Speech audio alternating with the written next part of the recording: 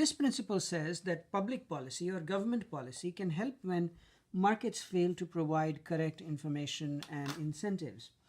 These situations are often called market failure. And this market failure arises, it can arise under a number of situations, but the main ones are when there are externalities and where there is market power.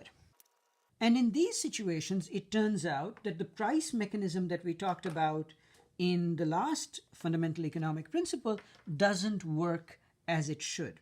First, let me define what these things are. Externalities are situations where the full benefit or the full cost of the good that is being produced and consumed is not borne by the producers and consumers.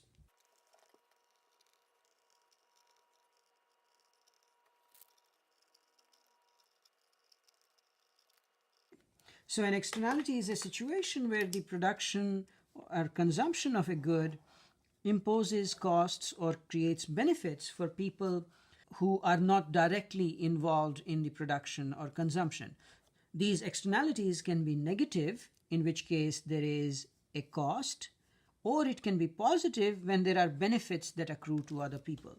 For example, my driving my car creates pollution that affects everybody in society. That's a negative externality. When there are benefits and costs that are imposed on people who are not directly involved in the production consumption, then what happens is that the prices don't fully represent the costs or the benefits of the product.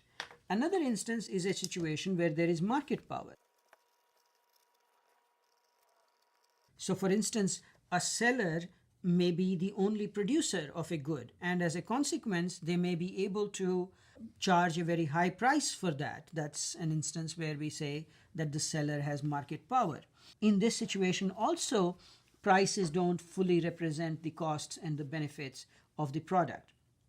The consequence of this in either case is that markets don't provide the correct information and incentives.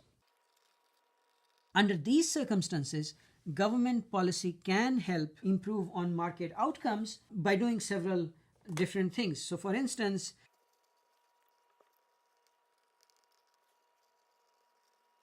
government policy can discourage activities that have negative externalities. So if an activity creates pollution, then the government can tax that activity to reduce the attractiveness of that activity and make sure that that activity fully accounts for the costs that it imposes on society. If there is an activity that has a positive externality, then the government can encourage it either by providing subsidies or by requiring it or by taking other measures to encourage it. Similarly, in the case of market power, government policy can either try to diminish market power by breaking up groups that become too powerful. If sellers or buyers become too powerful, the government can counteract that power by breaking those groups up. The government can also act proactively to avoid the formation of groups that wield too much market power. So this type of policy is typically called antitrust. Of course, it's also possible that governments are incompetent or corrupt. It may be that they don't do a very good job or that they don't actually work on behalf of the people, that they have been captured by special interests of one type or the other. And of course, if a government is incompetent or corrupt, it will not manage these policies. It will not make policies in a way that are able to improve on market outcomes.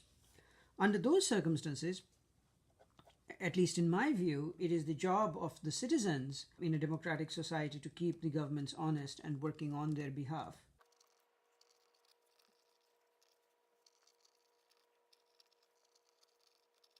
Just as checks and balances are important in civil life as a whole, the courts, the media, an educated public, they are checks. In a similar way, checks and balances are also important in the economy.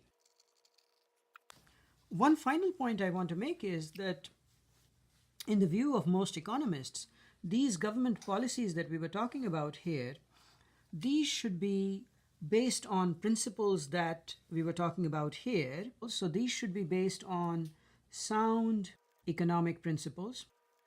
These include making sure that the economy is efficient and that the benefits from the economy are shared equitably.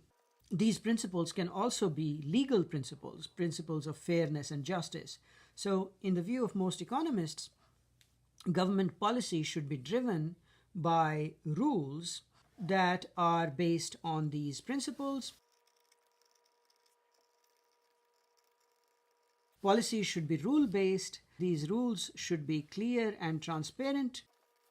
And there should be only limited discretion by government decision makers. So your success in the economy doesn't depend on whether or not you ticked off the brother in law of the person who happens to be regulating your industry.